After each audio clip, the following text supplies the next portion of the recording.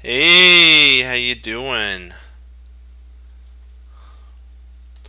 Okay, we're gonna set up a just analysis board for one of these, and then we're gonna do this is a move sequence here. We're just gonna do this here, and then we'll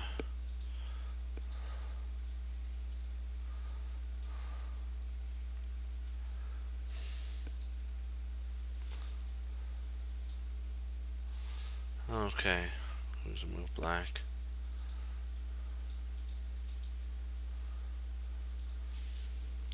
Okay, this is if all the pawns are on one side of the board.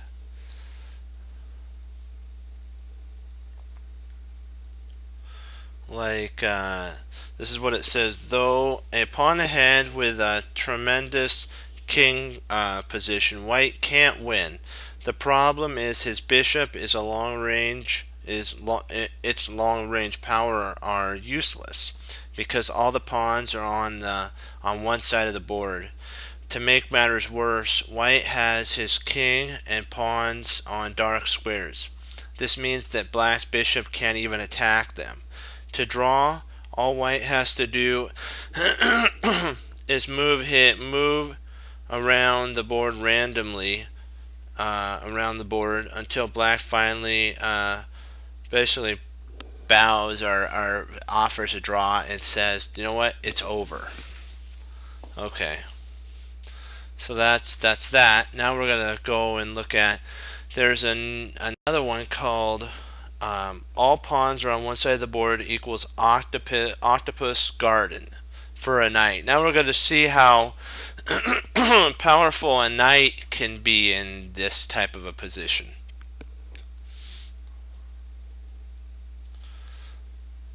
How the knight shines bright in the darkest hours with when it looks like white could potentially be doing good. So it's black to move here. Study. Excuse me. Okie dokie.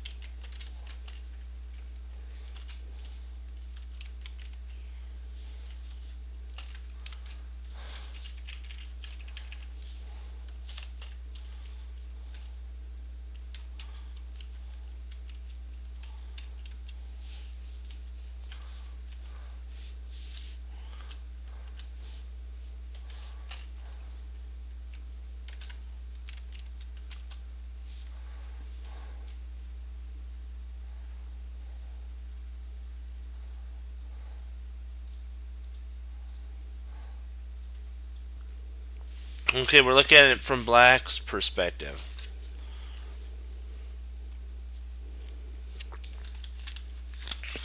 Okay, black to move. This is the same position as the previous diagram. Excuse me. Except white's bishop is better placed, and black has a knight instead of a bishop. Now it's a win because the knight can reach any square since nothing is safe from it. In effect, the knight leaves the highly desired becomes the let's see. In effect, the knight leaves the highly desired turbo horse image behind and reaches uh, octopus level of influence. So basically, how if this was like a car, this would be a fast car. But now that the knight can get to any square via here and here, he can actually get here, and then there, and actually attack that pawn. He can jump to these two squares and basically attack the pawn. Or come up here and then attack the pawn. So either way, there's many different ways that the knight can come in and attack the pawn. Okay, I chose the following variations to illustrate different octopus domination scenarios. I wasn't looking for the quickest or most accurate route, but rather the most visual instruction. Now sit back, relax, and look on in amazement at the clinic the octopus puts on, or the cloak the octopus puts on. Knight to e8, heading for d6 or f6. h5, wisely trying to exchange as many pawns as possible. If bishop went to g8, so if bishop went g8, the octopus would show its defensive power with knight to f6.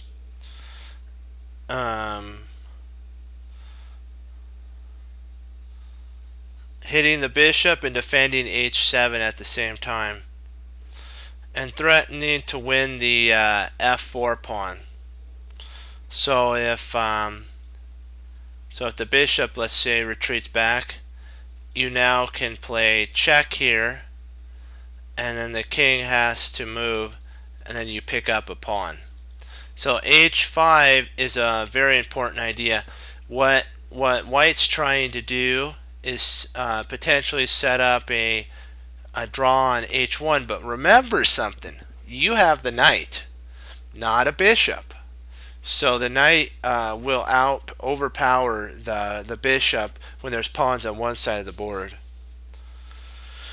So g takes h, just grab the pawn. If they give it to you, I guess you take it, huh? And there's a way to defend all the pawns via knight to f6 defends this pawn here and defends that pawn there. Bishop e6.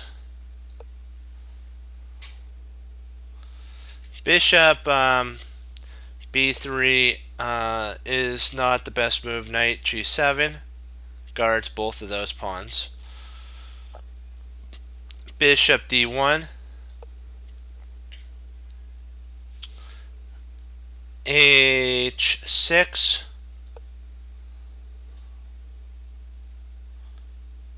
Bishop a4. Well, if king played h4 here, trying to go after this, then you actually win a pawn, and and now this is a one endgame, because there's no way to stop this pawn from going up the board, because the king keeps the other king away. So bishop e6.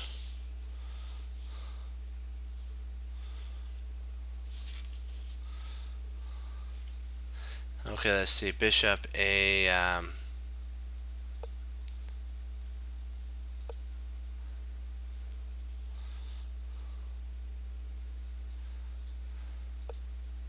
bishop a4. Promote. h4 check. King takes h4. King takes f4. Bishop d1. So we have to go back to bishop d1. King e3. Black's octopus holds h, has affirmed its shield and deprived white of any entry points. King h3. f4. King g2. knight f5, leaping into the battle, king h3,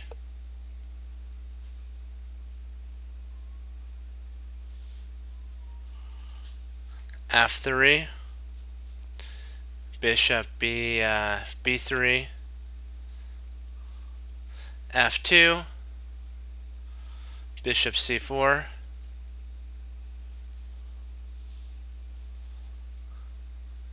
king d2, king g4,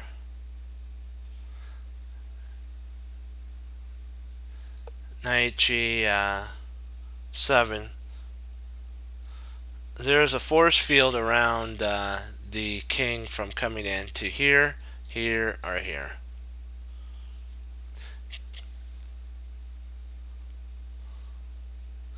King h3, king e1, king g2, knight f5, bishop a6, knight d4, bishop f1, knight e2, just shoving the piece in there. The bishop has to take, because if the bishop doesn't take, then it'll be lost.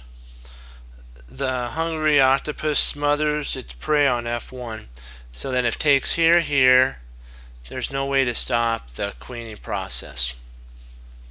Okay, now let's take a look on move 10. Back here. No better is bishop g4 either, because check, bishop takes, knight h4, king g3, knight takes f3, king g4, knight e5, check. You could protect the pawn via right there, f7.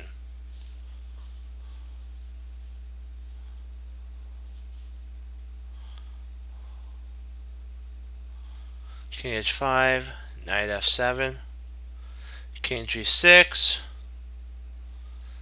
king f4, and he can't take the knight, because if he did take the knight, the pawn would run up the board. There's no way to stop it. So this would be a double question mark blunder.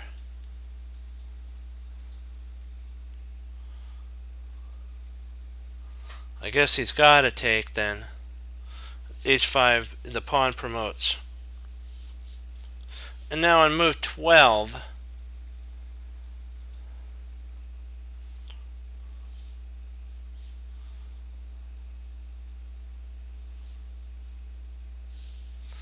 king g2, let's see.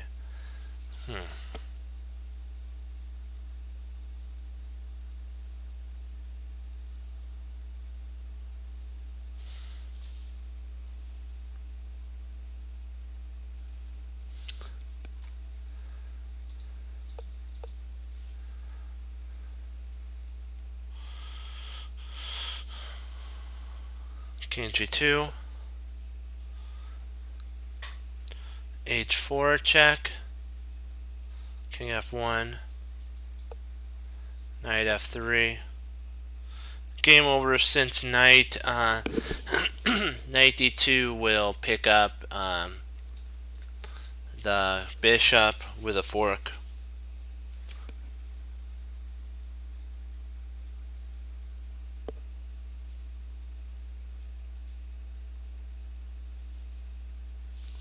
So that's why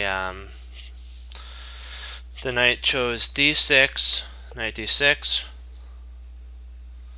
It defends, bishop d7, knight e4 check,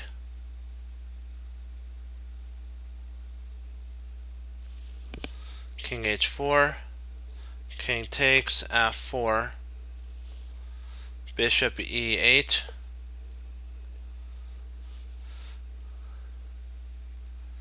king takes h5 leads to a blunder. So this would be a blunder right here because of this move here. He doesn't have a blunder, but I think it is.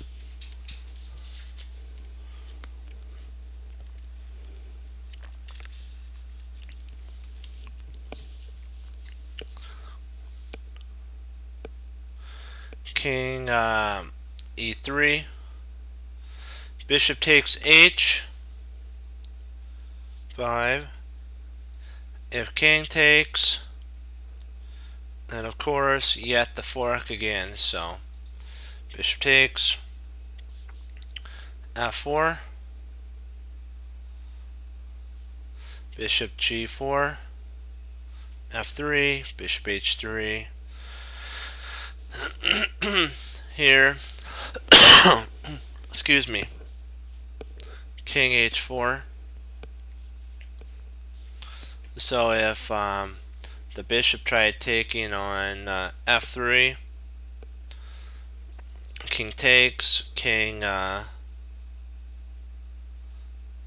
h5, king g3, h6, knight f6, king g5, h5. Now you see why the move instead of right away playing this move here, they played after this rather than after he plays king h5 playing this move here.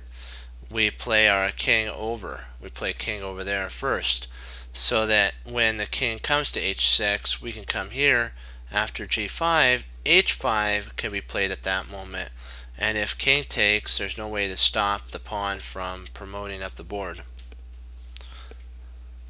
So king g4.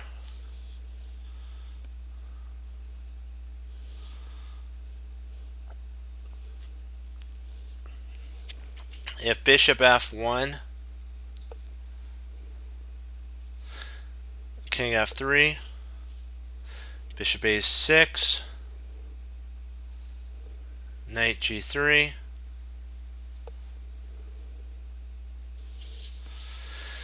bishop b7, king e3,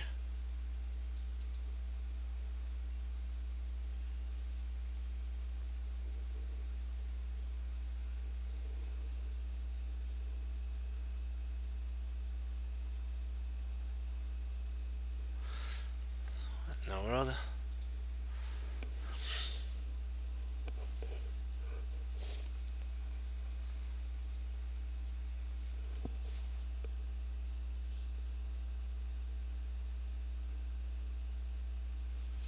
Oh, I made a massive mistake there. a6, knight g3, bishop e7, king e3, bishop g2, king e2, king g4, h5, and if he takes, he loses the he has to play here, not g4, so it must be king g5, knight f4, bishop f,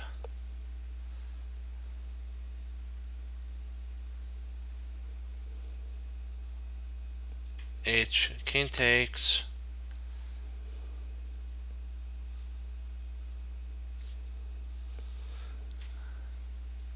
king d2,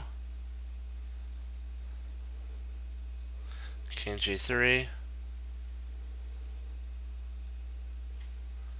king e1,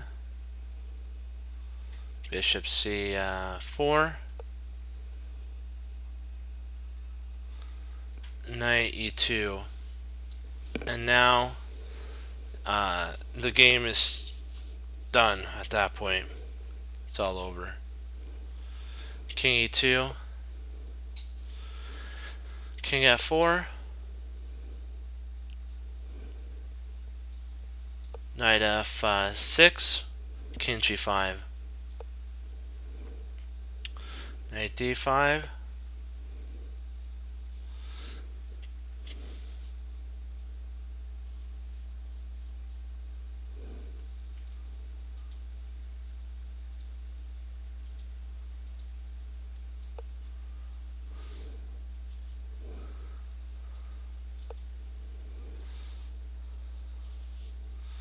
king h6, knight f4, bishop c8, castles, I mean queens, this should be 6, and then knight d3. And once again, the octopus saves the day by blocking the check to the king, and the final position is 1. Here's another position with Bobby Fischer, Robert James Fischer. So we have to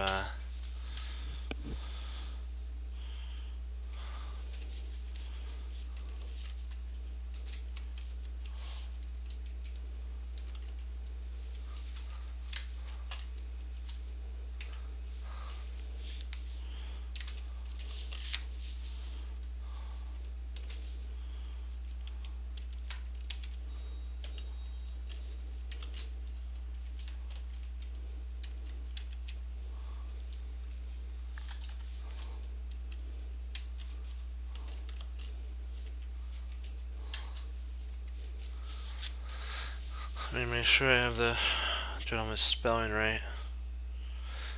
Not R, but T.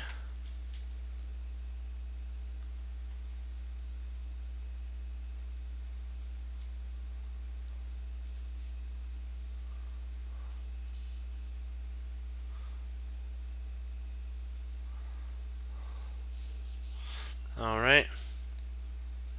Look at it from White's perspective. A4, A5, C5, so they're going down a Sicilian. Knight F3, D6, D4, she takes, knight takes, knight F6, knight C3,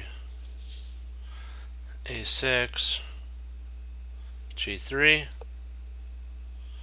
E5, knight D to E2, bishop E7, bishop G5.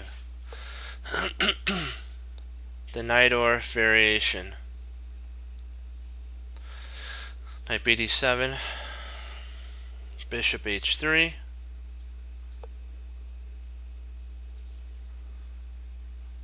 B5, A4,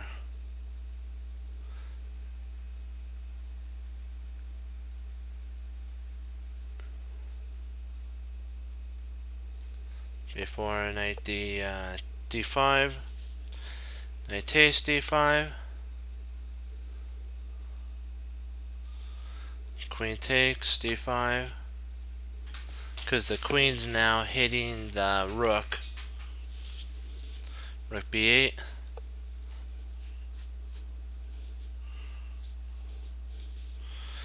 bishop takes, king takes. I'm not sure if takes here, if that isn't better.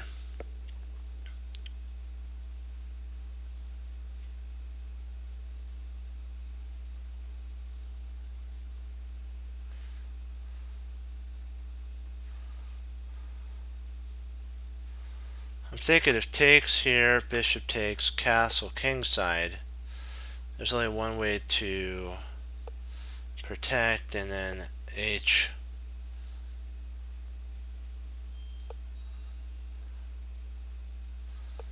And then you could play there, and then castles, takes. You can't take there because of a loss of material.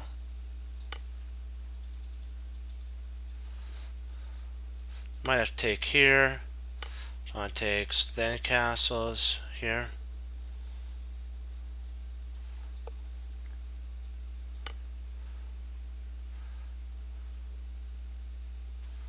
That hangs the knight, so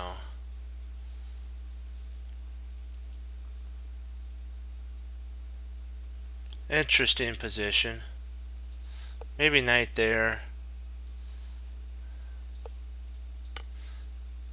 Yeah, so I can't do that.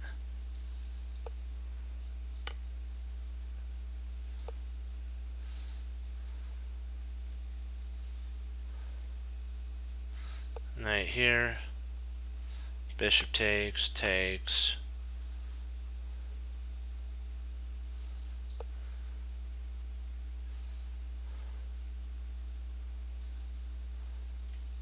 Takes there.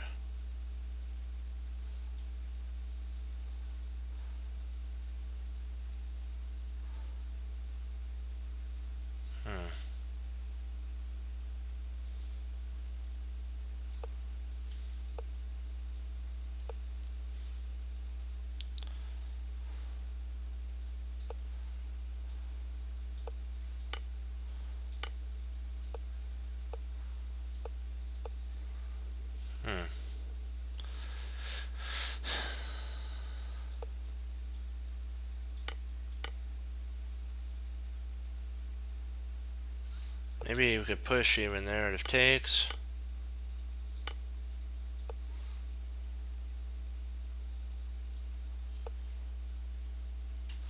Then you have that there and that queen. So yeah, pretty interesting position.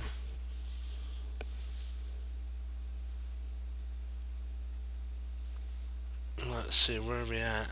Okay, king takes, e5, e7. That's why the king takes. Queen d2 to get out of any cheapo threats. Knight f6. Bishop g3. Doesn't want to trade yet.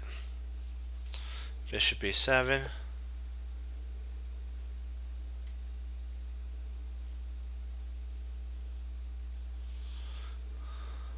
Queen d3. Bishop b6. Castles. a5. Cement the pawn chain.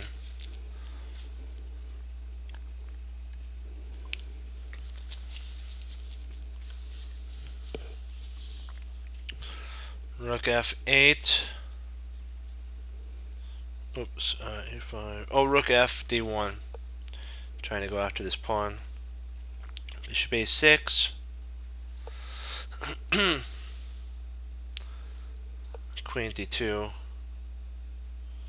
Rook h c8. Rook h c8.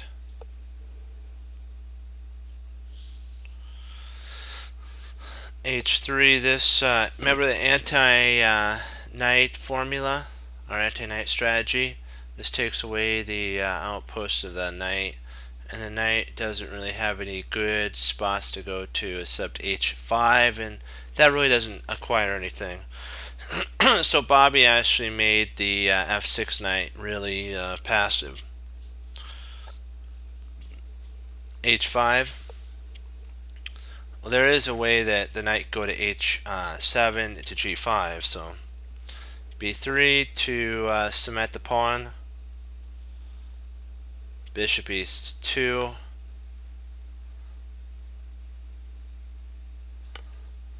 I think Bobby's black, sorry. Bobby's getting the knights, so I'm sorry, I apologize. His opponent's white, Bobby's black.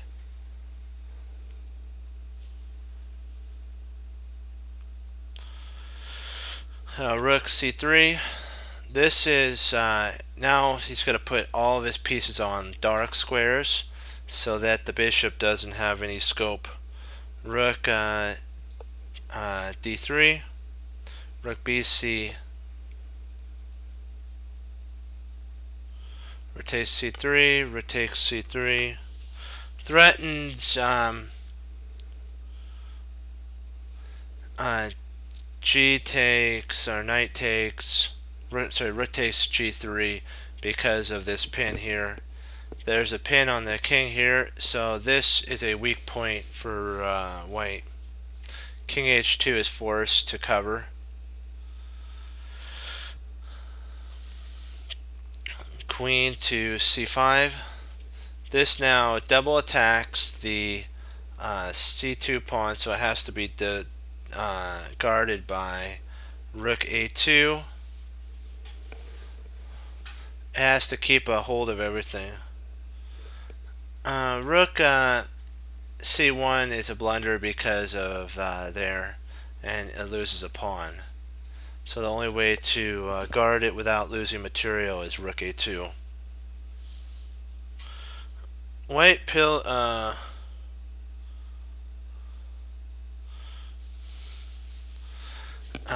he constantly is crowding. Actually, I like what he says. Black kind of pillages a lot of white's pawns. His c pawn is being assaulted. His pieces are crowded on the second rank, and his bishop is a tall pawn. Life is far nicer from black's point of view. He dominates the game. His heavy pieces are menacing white's and taking advantage of white's position. His knight will prove to be far more stronger than the bishop. In fact, c2 is a target, and the knight would like to join in on the hunt to take down the prey. Always do your best to get all your pieces working for the same goal. If you could stop the knight on, if you could drop your knight on the fine support point where it gives a in wrestling they call it you slap the hand of your opponent when it's 2 versus 2, when you can give your pieces a hand slap and help relieve a little bit of the pressure. What that means is if the knight could get to like d4 and all the pieces were guarding c2, then potentially a rook or a queen could be able to be free to roam around and see if they can hunt any more pawns down. So the clear answer is d4 is where we want it to be, of course. And the road to d4 is knight f6 to d7 to b8 to c6 to d4. So the route he's talking about for Bobby is this, this, this, and home to the nice outpost. That's a long journey, but white is helpless, and the rewards are enormous. If the knight gets to d4, white's game would be immediately over.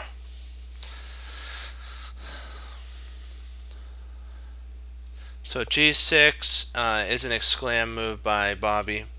Knight wants to go on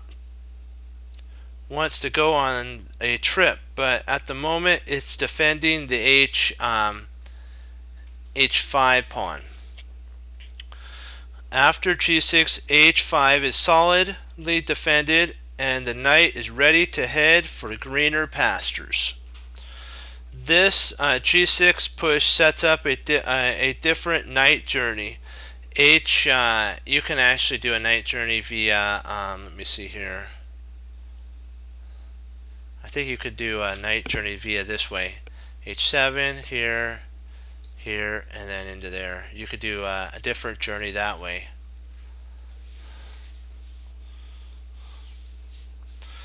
That's a long journey, but white is helpless and the reward is enormous. If the knight gets to d4, white's game would be oh, sorry, I read the same thing. It's true though. So f6, h7, g5, e6, and onward. Either knight can go to d4 or f4, and if need be, he potentially could push h4 and try to undermine the pawn structure. And knight to h5 to f4 could potentially see. There's also a point here. If the pawn ever gets pushed here, the knight could drop in on f4 and be a menace that way too. White, in every case, the knight has to go on a trip if it wants to reach a really juicy square. But it's clearly a trip well worth taking. So the knight has to be ready for the quest that it's going to be going on.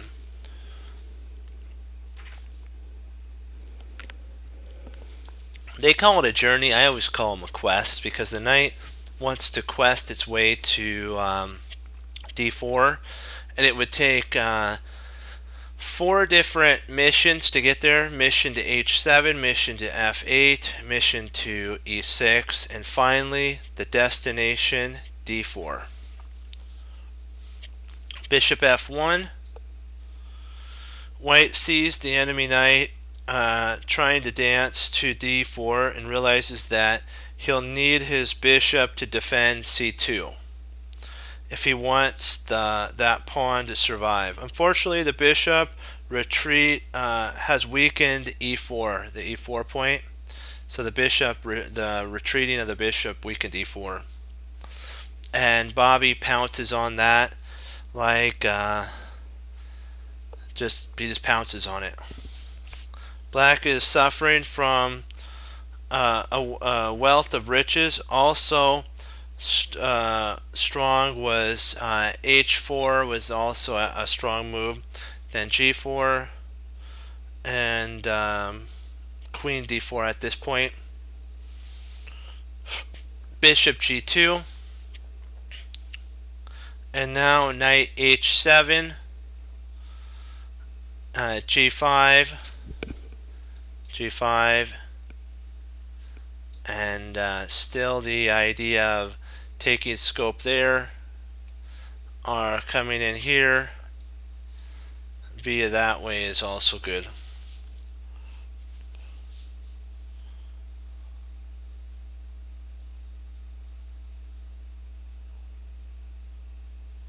So f3, bishop g2, h4, g4, knight h7, and into g5 would be another type of maneuver to get into here if he wants to these 2 points. So f3 was played.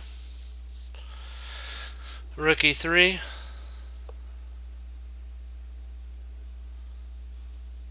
h4 was also extremely strong. However, Fischer has seen a clear winning sequence and happily goes for it. Queen g2. No better is queen f2. When black has rook takes e3 or h4, and then if g5, the knight could actually play knight takes e4 here.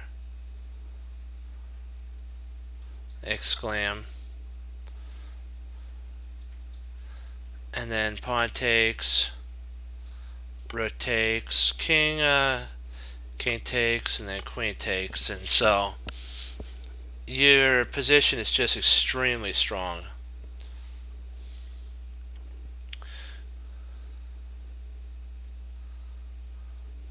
Queen d1, bishop c4,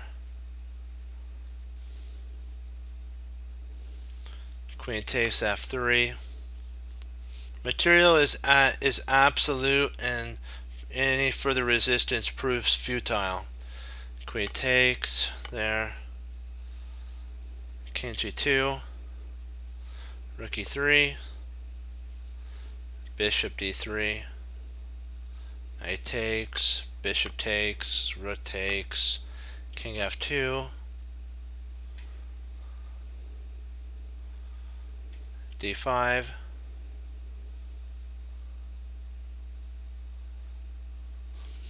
Rook a1. d4. Rook d1. Rook e3. h4. Rook c3. Rook d2. King e6, and so he's just bringing the king in. King g2, and then f5, and the game is over at this point, because what's going to happen is the king is going to Black's king's going to come in, and he's going to start pushing this pawn.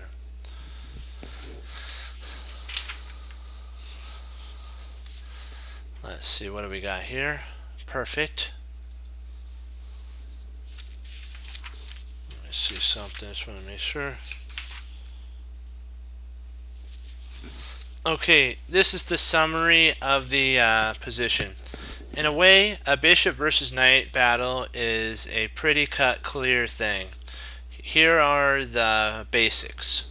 Owning the bishop, make it active as possible by placing it on free diagonals or creating and uncluttering diagonals if it does not already exist. So making one is important. We got to see that with I think it was Joel Benjamin I think he was facing Victor Krochnoi, and he retreated the bishop back and made a new spot for his bishop versus knight.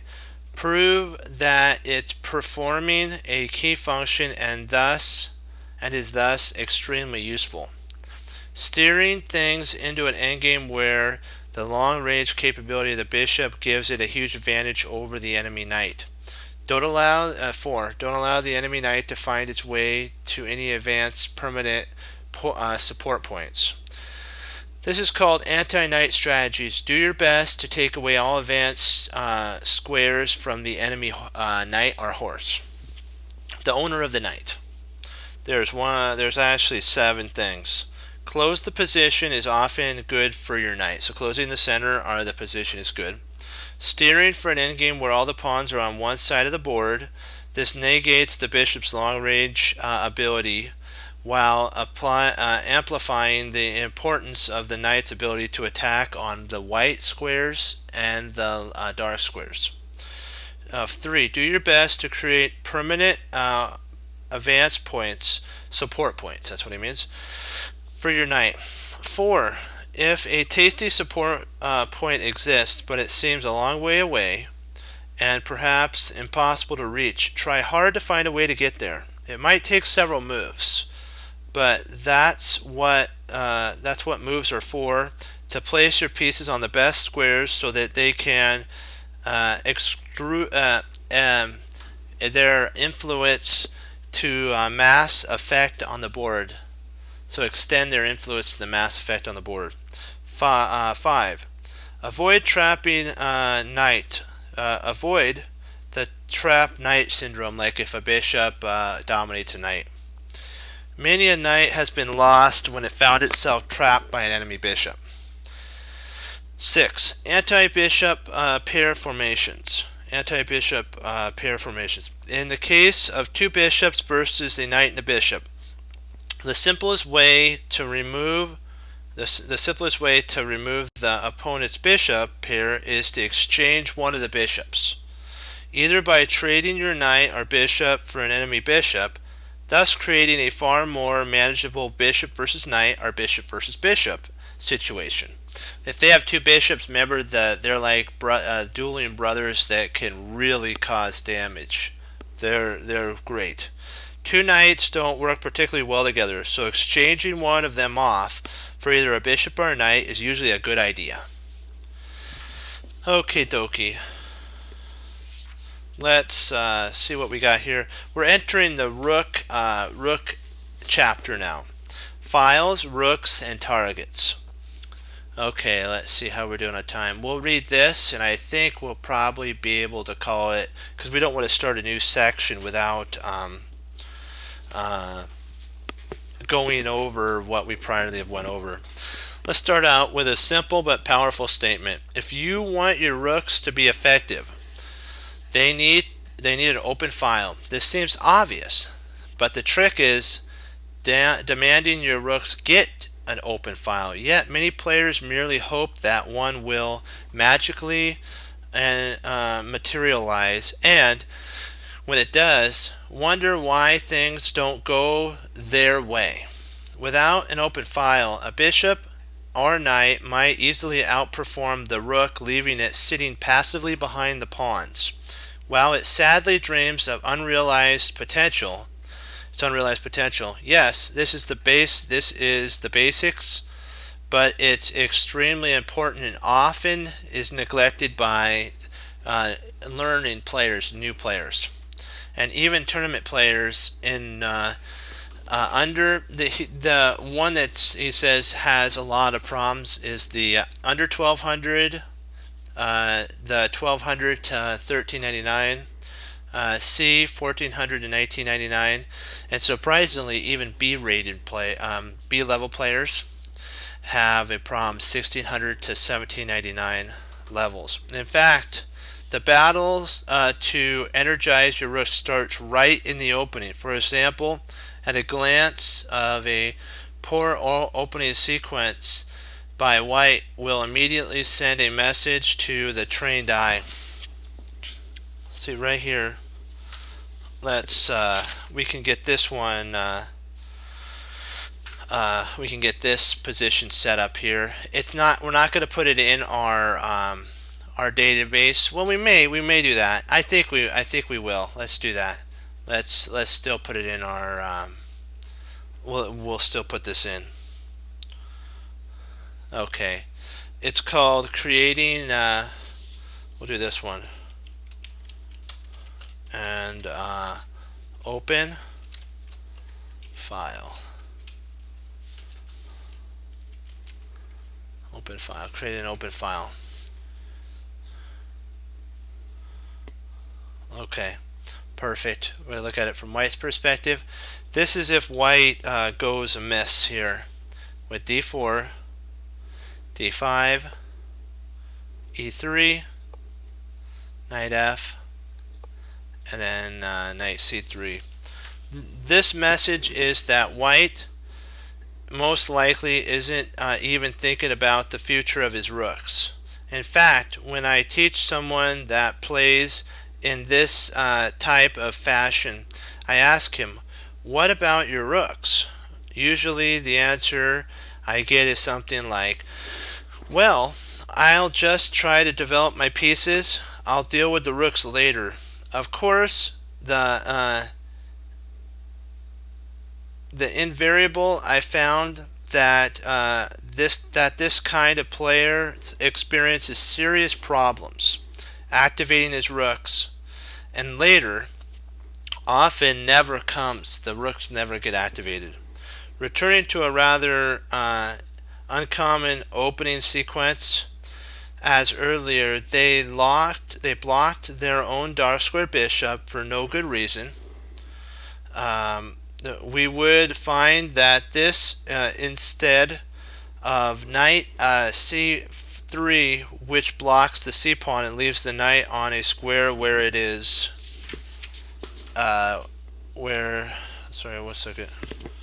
where it won't find much of a life on that square. Far better is c4, so this is actually a far better move here. c4, then going knight to c3 is actually a better move sequence. Combined with the pawn on c4, okay, the difference is, okay, c4 is better, and then knight c3. The difference is felt by white's whole army. Suddenly the knight on c3 combined with the pawn on c4 isn't alone in the battle against d5.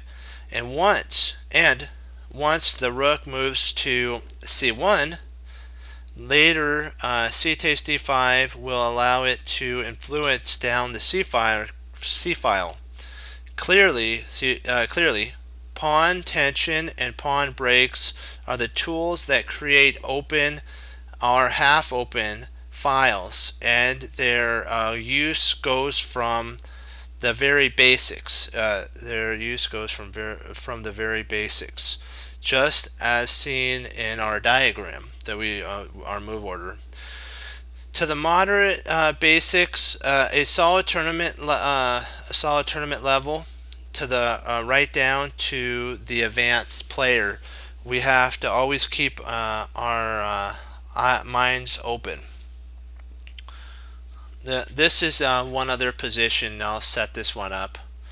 One more, and then we're not going to go into any games, but we'll set this position up here, so you can kind of get an example of what we're talking about. And then then I got to say a do on this.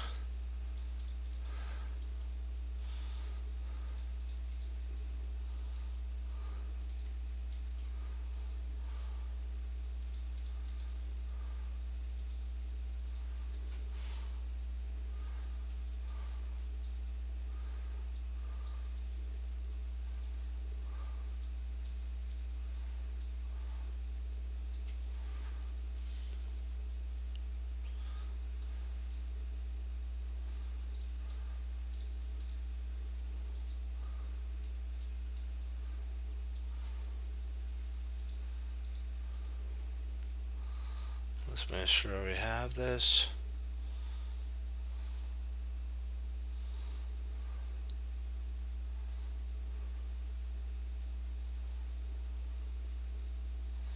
Okay, white to move. And I'll put this as a position just for you to see what you have to be careful with.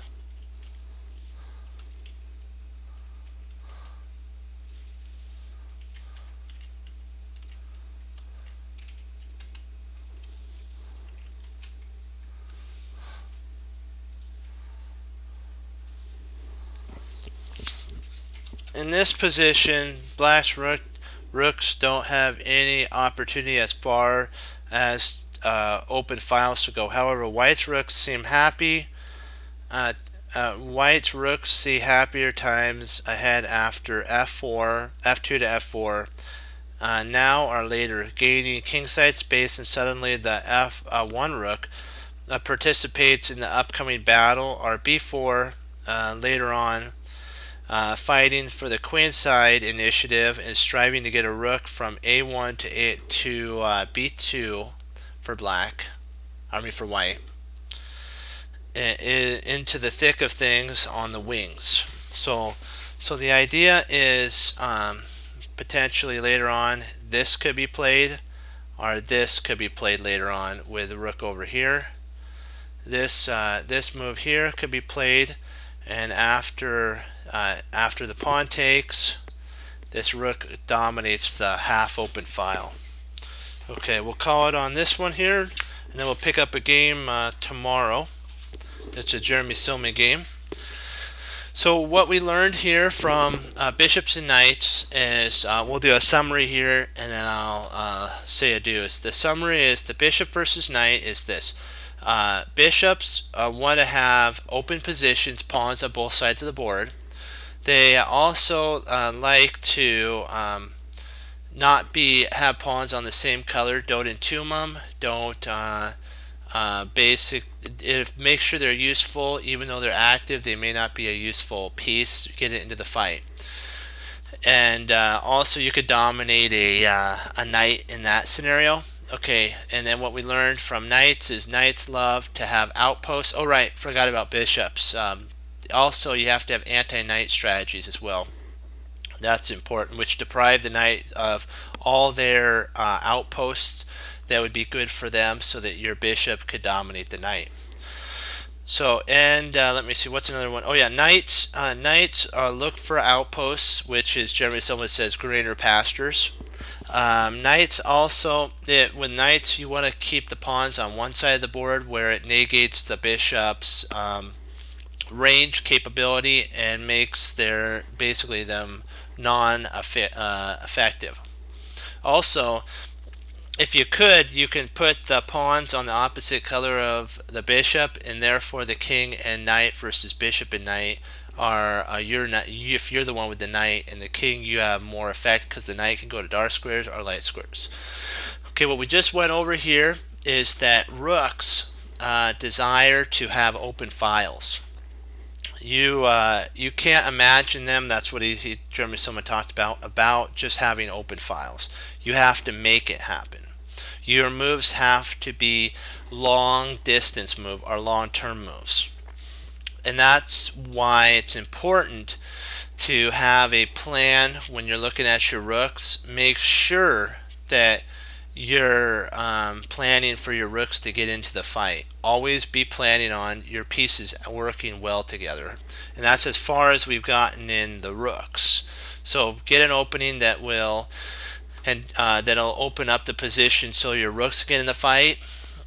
And don't play passive, and don't just hope and dream that one day a file or a half open file will open up to you. You have to make it happen. Okay, with that, we'll say adieu. And I wanted to thank you for all logging on participating. Remember what Bruce Lee says, you have to take what you know and be able to apply it and be willing to do something with it.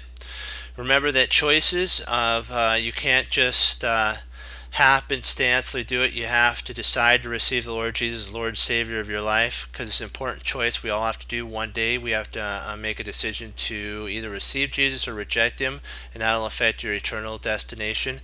And it's important, so just consider that. Thank you very much for considering that. And what we have to do is remember that to treasure your victories, learn from your losses. Remember that mistakes do not define you. It's how you handle a mistake that defines you as a chess player and a person in general, any field that the Lord Jesus called you into. And we have the Chess Cruncher motto, Team Chess Cruncher motto of hanging up your coats, hanging up your hat, sitting down and study when most won't. Team Chess Cruncher does, and that makes all the difference. And as Wesley So says, serve the Lord Jesus, and as I say, God bless, and I'll see you next time on Chess Cruncher TV. Have a blessed morning, afternoon, and evening. And Lord willing, I'll be back on tomorrow. We'll keep pushing forward. Remember what Hannibal Smith said, even inside of a random position, there's always a plan. And when you find the plan, you can say, I love it when a plan comes together. Remember, plans are vital in chess and in life, so make sure that you always have a plan on the board, off the board, and in life, like I said again. Okay, 2 thumbs up, hoorah, be blessed, keep pushing forward, having fun. Go Team Chess Cruncher, and I will see you tomorrow. We'll go over the rooks and how to make our rooks more effective. Bye-bye, team. Keep pushing forward. Hoorah. Bye-bye, Team Chess Cruncher.